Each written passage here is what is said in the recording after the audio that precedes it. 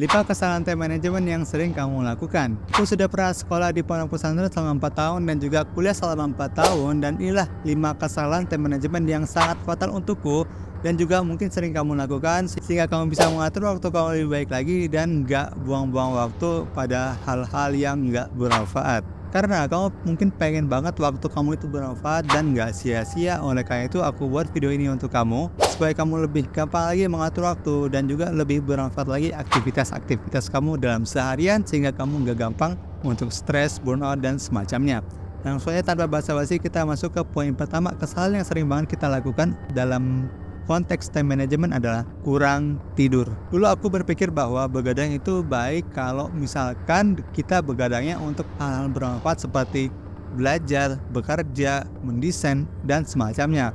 Namun masalahnya ketika kita begadang, kita memaksakan diri kita untuk tidur telat, maka yang terjadi adalah di esokan harinya, terutama di pagi harinya, kita akan rentan untuk capek, kita akan rentan untuk ngantuk-ngantukan, dan kita akan rentan untuk tidur-tiduran. Yang hasilnya apa?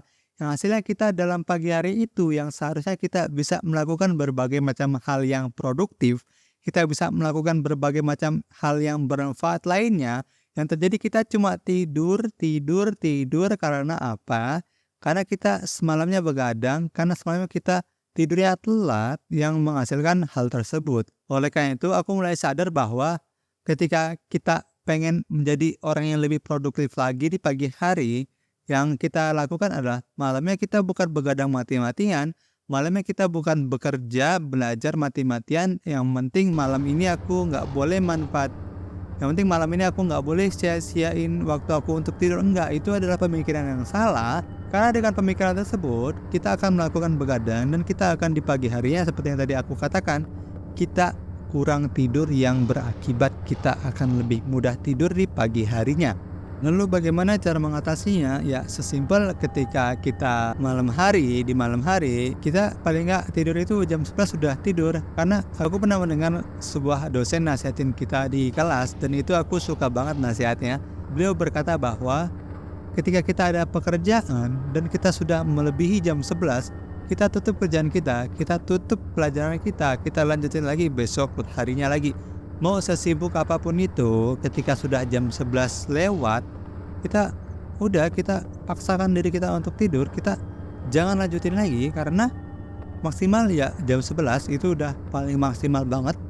Sehingga besok hari kita bisa lebih produktif lagi, besok hari kita nggak gampang ngantukan lagi. Dan ini aku suka banget nasihat ini dan sampai sekarang aku usahakan untuk menerapkan nasihat tersebut meskipun terkadang ada beberapa hal yang nggak bisa aku tunda, jadi aku melewati jam 11 tersebut. Tapi paling nggak aku usahakan kalau udah jam 11 aku akan usahakan untuk tidur sehingga lagi-lagi kita nggak gampang capek di pagi harinya. Dan cara lain yang bisa kita lakukan adalah ketika kita mendapatkan waktu siang kita itu kosong, nggak ada hal yang mesti kita kerjakan, nggak ada kerjaan lain, nggak ada pelajaran lain di siang harinya, kita coba sempatkan untuk tidur siang paling minimal 20 menit, itu insya Allah udah cukup. Kalau 1 jam juga misalkan ada waktunya kamu bisa tidur selama 1 jam. Dan intinya ketika kamu ada waktu untuk tidur siang, coba deh usahakan untuk tidur siang. Ini sangat efektif banget untuk mengistirahatkan tubuh kita sehingga kita nggak capek seharian. Ketika kita sangat capek, yang terjadi adalah kita gampang untuk sakit, kita rentan sakit, dan kamu juga mungkin sudah pernah merasakannya. Yang pertama, kesalahan pertama time management yang sering kita lakukan adalah kita kurang tidur. Yang kedua adalah menulis to-do list. Mungkin kamu sudah pernah mendengar bahwa ketika kita ingin produktif seharian kita harus menulis to-do list. Iya benar.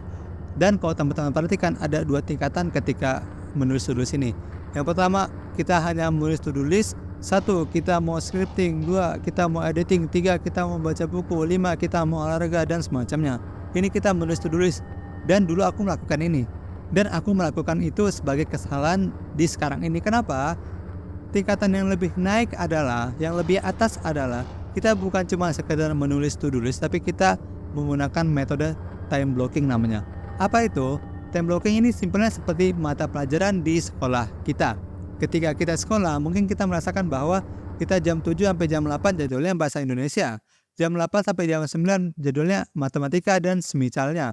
Nah, Jadi kita bukan cuma nulis to-do list, kita selain menulis to-do list, kita juga cantumkan kita mulai jam berapa sampai jam berapa kegiatan tersebut dari pagi sampai malam. Contoh, ketika aku menulis to-do list, aku misalkan hari Sabtu, aku jam 7 sampai jam 8 aku pengen membuat video. Dari jam 8 sampai jam 9 aku pengen editing video. Dari jam 9 sampai jam 10 aku pengen membaca buku. Nah, itu kan lebih terstruktur, lebih jelas kita mau ngapain karena kita sudah punya alokasi waktunya, kita sudah tahu jam-jamnya kita mau ngapain, kita sudah punya jadwal mata pelajarannya. Yang terjadi adalah kita akan lebih gampang untuk menjalani hari kita lebih gampang untuk enggak scrolling sosial media terus-terusan karena kita punya jadwal yang mesti kita taati, kita punya jadwal pelajaran yang mesti kita isi sehingga hidup kita nggak cuma ngalir aja dalam seharian. Kalau kamu pernah nggak sih nulis time blocking gini? Coba deh di kolom komentar ya. Itu kesalahan kedua yang aku lakukan ketika mengatur waktu adalah menulis to-do list, bukannya membuat time blocking. Kesalahan ketiga yang kita lakukan adalah kita melakukan tugas berat di akhir waktu. Maksudnya apa? Ketika kita melakukan hal-hal yang berat, contoh ketika aku pengen membuat presentasi, yang aku lakukan membuat presentasinya di akhir waktu ataupun di malam hari ataupun di sore hari, yang terjadi adalah kita akan lebih berat karena kita sudah capek dari pagi melakukan banyak macam aktivitas. Maka yang terjadi adalah ketika kita di malam hari tersebut, kita akan lebih gampang untuk capek dibandingkan kita melakukan hal tersebut di pagi hari. Kita bandingkan, ketika aku melakukan hal tersebut di malam hari, aku membuat presentasi di malam hari, dan aku yang membuat presentasi di pagi hari, aku akan lebih fresh otaknya ketika aku melakukan presentasi tersebut, membuat presentasi tersebut di pagi hari. Karena belum ada hal apapun yang aku lakukan, karena aku belum capek dengan berbagai macam hal. Aku habis bangun tidur, aku mengerjakan morning rutinnya, lalu aku langsung melakukan pembuatan presentasi tersebut. Itu jauh-jauh lebih efektif ketimbang kamu melakukan tugas-tugas berat di malam hari. Namun ini bisa jadi benar dan juga salah. Ini dikembalikan kepada diri kita masing-masing. Kalau aku pribadi, yang aku cocok adalah aku melakukan hal berat di pagi hari ketimbang di malam hari. Kalau kamu tim yang mana nih, melakukan tugas berat di pagi hari ataupun di malam hari? Coba deh tulis di kolom komentar ya. Yang keempat, kesalahan yang kita lakukan adalah multitasking. Dulu aku berpikir bahwa ketika aku bisa multitasking, yang terjadi adalah aku hebat karena aku bisa multitasking. Tapi makin kesini aku makin sadar bahwa ketika aku multitasking, maka aku nggak bisa fokus ke satu hal. Yang terjadi adalah aku nggak maksimal di hal tersebut karena misalkan ketika aku pengen belajar dan aku menyalakan murotal, iya murotal bagus, kita bisa mendapatkan rahmat dari murotal karena kita mendengarkannya. Tapi yang terjadi adalah fokus kita akan terbagi dua. Fokus yang mesti kita lakukan adalah belajar, membaca buku, tapi ada hal lain juga yang masuk. Ayat-ayat Al-Quran itu bagus, tapi ketika kita multitasking hasilnya kita nggak akan fokus untuk belajar. Mungkin kamu pernah merasakan bahwa aku jago nih multitasking, aku bisa ngerjain A dan B secara bersamaan. Enggak, kita tuh hanya bisa fokus di satu hal. Kita tuh cuma bisa mengerjakan A-nya doang, nggak bisa kita fokus di dua hal ataupun tiga hal sekaligus. Oleh karena itu sekarang aku lebih memprioritaskan diri aku untuk lebih monotasking, mengerjakan satu hal dalam satu waktu. Ketika aku pengen membaca buku, aku fokus membaca buku. Ketika aku pengen mendengarkan murotal, aku fokus di murotalnya doang. Ketika aku pengen editing sebuah YouTube video, aku fokus di editing tersebut, nggak sambil ngapa-ngapain. Ketika aku pengen scripting ataupun mencari ide riset dan semacamnya, aku fokus di situ, nggak sambil multitasking, karena itu akan memecah fokus kita dan kita akan mendapatkan hasil yang kurang maksimal, dan kita akan mendapatkan hasil yang maksimal ketika kita melakukan monotasking. Kalau kamu sering nggak sih multitasking? Coba deh tulis di kolom komentar ya. Dan kesalahan terakhir yang biasa kita lakukan adalah prokrastinasi. Apa itu prokrastinasi? Simpelnya menunda pekerjaan. Gini, kalau kamu kuliah, kamu pasti ada tugas membuat skripsi, dan ketika kamu prokrastinasi ini muncul, ini adalah masalah besar. Ketika kamu ada sifat menunda, ini adalah masalah yang sangat besar karena ini sumber dari terlambatnya kamu mengerjakan sebuah deadline, mengerjakan sebuah tugas. Kenapa? Karena ini penyakit banget. Karena dengan prokrastinasi ini kita berpikir bahwa oh nanti aku bisa kok mengerjakannya, oh deadline-nya masih lama kok, oh deadline-nya masih 1 pekan lagi dan semisalnya. Ini penyakit banget. Bagaimana cara mengatasinya? Cara mengatasinya untuk prokrastinasi adalah kita paksakan untuk memulai. Kalau kita nggak bisa paksakan untuk memulai, kita set target ketika kita mulai mengerjakan skripsi, kita pikir bahwa aku cuma mengerjakan skripsi ini selama 2 menit.